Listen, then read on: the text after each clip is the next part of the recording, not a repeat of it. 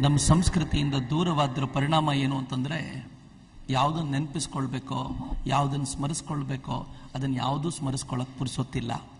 10 ವರ್ಷಗಳ ಹಿಂದೆ ಒಂದು ಘೋರವಾದ ಘಟನೆ ನಡೆದಿತ್ತು ಈ ದೇಶದಲ್ಲಿ. ಎಷ್ಟು ಜನರಿಗೆ ನೆನಪಿದೆಯೋ ಇಲ್ವೋ ಗೊತ್ತಿಲ್ಲ. ಕಾರ್ಗಿಲ್ ಅಲ್ಲಿ ಒಂದು ಭೀಕರವಾದ ಕದನ ಆಗಿತ್ತು.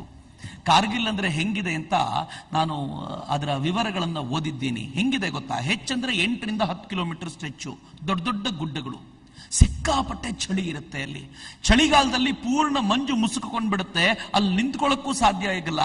ಹಿಂಗಾಗಿ ಚಳಿಗಾಲದಲ್ಲಿ ನಮ್ಮ ಸೈನಿಕರು ಏನ್ ಮಾಡ್ತಾರೆ, ಕಾರ್ಗಿಲಿಂದ ಕೆಳಕ್ಕೆ ಬರ್ತಾರೆ, ಚಳಿಗಾಲ ಮುಗಿದ ಮೇಲೆ ವಾಪಸ್ ಹತ್ತೋಣ ಅಂತ ಹೋಗ್ತಾರೆ.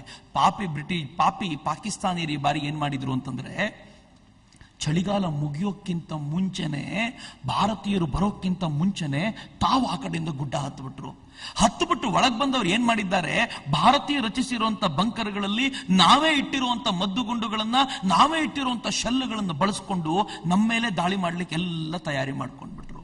ಯಾರಿಗೂ ಗೊತ್ತಾಗ್ಲಿಲ್ಲ ರೀ. ದನ ಕಾಯೋ ಹುಡುಗರು ದೂರದಿಂದ ನೋಡ್ತಾರೆ, ಇವ್ರು ನಮ್ಮವ್ರ ತರ ಇಲ್ವಲ್ಲ, ಇವ್ರು ಪಾಕಿಸ್ತಾನಿಯರು ಇದ್ದಂಗಿದ್ದಾರಲ್ಲ ಅಂತ ಬಂದು ಕಂಪ್ಲೇಂಟ್ ಮಾಡಿದ್ರು. ನಮ್ಮ ಸರ್ಕಾರ 5 ಜನ ಸೈನಿಕರನ್ನ ಕಳಿಸ್ಕೊಡ್ತು, ನೋಡ್ಕೊಂಡು ಬನ್ನಿ ಅಂತ.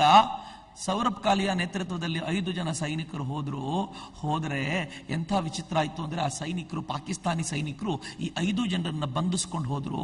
ಸೌರಭ್ ಕಾಲಿಯಾ ಮುಖ ನೋಡಿದ್ರೆ ಹೊಟ್ಟೆ ಉರಿಯುತ್ತೇರಿ, ಏನ್ ಸುಂದರವಾಗಿತ್ತು ಅವನ ಮುಖ. ಈ ಸೈನಿಕರು ಅದನ್ನು ತಮ್ಮ ದೇಶಕ್ಕೆ ಕರ್ಕೊಂಡು ಹೋಗಿ ಏನ್ ಮಾಡಿದ್ರಂತೆ ಗೊತ್ತಾ?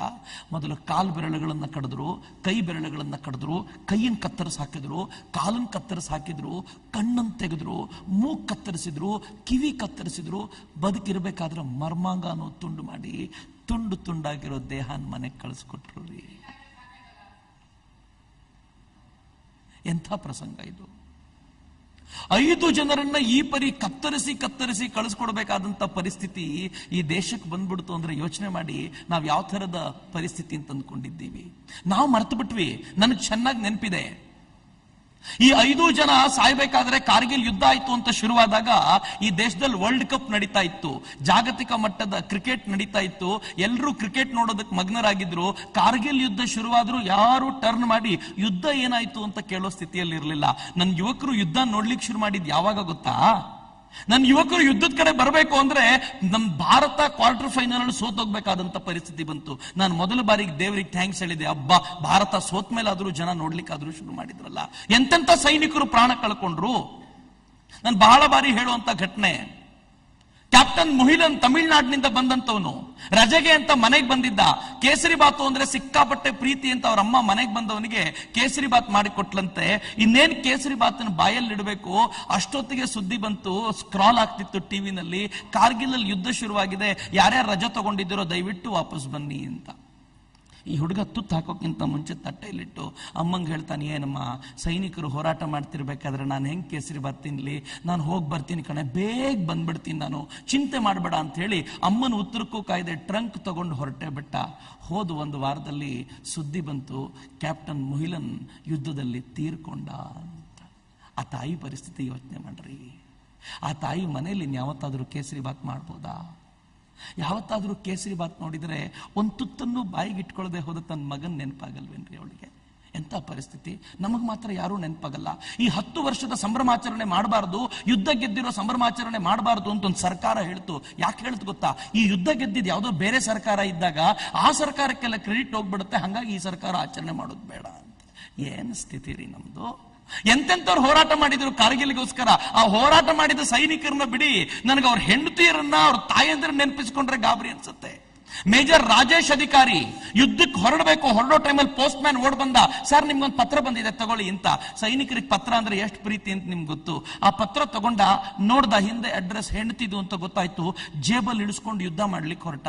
ಪೋಸ್ಟ್ ಮ್ಯಾನ್ ಕೇಳ್ತಾನೆ, ಏನ್ ಸರ್ ಪತ್ರ ಬಂದ್ರೆ ಎಲ್ರು ಜೀವ ಬಿಡ್ತಾರೆ, ನೀವು ಓದಲ್ಲ ಯಾಕೆ ಅಂದ್ರೆ, ರಾಜೇಶ್ ಅಧಿಕಾರಿ ಹೇಳ್ತಾನಂತ, ಯಾಕೂ ಇಲ್ಲ, ನನ್ನ ಹೆಂಡತಿ ಗೋಳು ಕರ್ಕೊಂಡಿರ್ತಾಳೆ, ಈಗ ನಾನು ಯುದ್ಧ ಮಾಡ್ಲಿಕ್ಕೆ ಹೋಗ್ತಿದ್ದೀನಿ, ಈಗ ನನ್ನ ಕಣ್ಮುಂದೆ ಇರ್ಬೇಕಾಗಿರೋದು ತಾಯಿ ಭಾರತಿ ಮಾತ್ರ ಹೊರತು ನನ್ನ ಹೆಂಡತಿ ಅಲ್ಲ, ಅದಕ್ಕೆ ಹೋಗ್ತಿದ್ದೀನಿ, ಓದಿಲ್ಲ. ಯುದ್ಧಕ್ಕೆ ಹೋದವನು ಯುದ್ಧ ಮಾಡ್ತಾ ಇರ್ಬೇಕಾದ್ರೆ ಶತ್ರುಗಳ ಗುಂಡುಗಳು ಅವನ ದೇಹವನ್ನು ಛಿದ್ರಗೊಳಿಸ್ಬಿಡ್ತು. ಅವನ ಶವ ಮನೆಗೆ ಬಂತು. ಮನೆಗೆ ಬಂದ್ರೆ ಅವನ ಹೆಂಡತಿ ಶವ ನೋಡಿ ಒಂದು ಚೂರು ಕಣ್ಣೀರು ಹಾಕ್ಲಿಲ್ಲ. ಸಾವಿರಾರು ಜನ ಮನೆಗೆ ಬಂದಿದ್ದಾರೆ, ಪತ್ರಕರ್ತರು ಸುತ್ತ ನಿಂತ್ಕೊಂಡಿದ್ದಾರೆ. ಅವಳು ಒಂದು ಚೂರು ಕಣ್ಣೀರು ಇರಿಸದೇ ಇರೋಳು ಗಂಡನ ಶವವನ್ನು ಮುಟ್ತಾ ಜೇಬಿ ಕೈ ಹಾಕಿ ನೋಡಿ, ನನ್ನ ಪತ್ರ ಗಂಡ ಓಪನ್ನೇ ಮಾಡಲಿಲ್ಲ ಅಂದಾಗ ತಡ್ಕೊಳ್ಳಿಕ್ ಆಗ್ಲಿಲ್ವಂತೆ. ಅವಳಿಗೆ ಸಿಕ್ಕಾಪಟ್ಟೆ ಹತ್ಬಿಟ್ಲಂತೆ. ಪತ್ರಕರ್ತರು ಸ್ವಲ್ಪ ಸಮಾಧಾನ ಮಾಡಿಕೊಂಡು, ಯಾಕೆ ತಾಯಿ ಶವ ನೋಡಿದಾಗ ಅಳದೆ ಇರೋಳು, ಪತ್ರ ನೋಡಿ ಯಾಕೆ ಅಳ್ತೀಯ ಅಂದ್ರೆ ಅವ್ರು ಹೇಳಿದ ಘಟನೆ ಎಂತದ್ದು ಗೊತ್ತಾ? ಅವಳು ಹೇಳ್ತಾಳೆ, ನನ್ನ ಗಂಡ ಯುದ್ಧ ಶುರುವಾಗ ಹೊತ್ತಲ್ಲಿ ಒಂದು ಪತ್ರ ಬರೆದಿದ್ರು.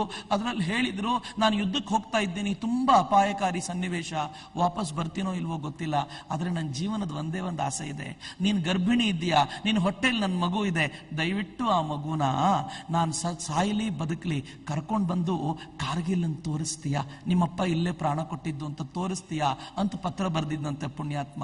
ಅದಕ್ಕೆ ಇವಳು ಉತ್ತರ ಬರೀತಾಳಂತೆ, ರೀ ನೀವು ಬದುಕಿ ಬಂದ್ರೆ ಖುಷಿ ಪಡ್ತೀನಿ, ಸತ್ರೆ ಹುತಾತ್ಮನ ಹೆಂಡತಿ ಅಂತ ಆನಂದ ಪಡ್ತೀನಿ, ಆದ್ರೆ ಒಂದು ಮಾತ್ರ ನೆನ್ಪಿಟ್ಕೊಳ್ಳಿ, ನನ್ನ ಹೊಟ್ಟೆಲ್ ಹುಟ್ಟೋ ಮಗು ಗಂಡಾಗ್ಲಿ ಹೆಣ್ಣಾಗ್ಲಿ ಅದನ್ನು ಕೂಡ ನಿಮ್ಮಂತೆ ಸೈನಿಕನನ್ನಾಗಿ ಮಾಡ್ತೀನಿ ಅಂತ ಮಾತು ಕೊಡ್ತೀನಿ.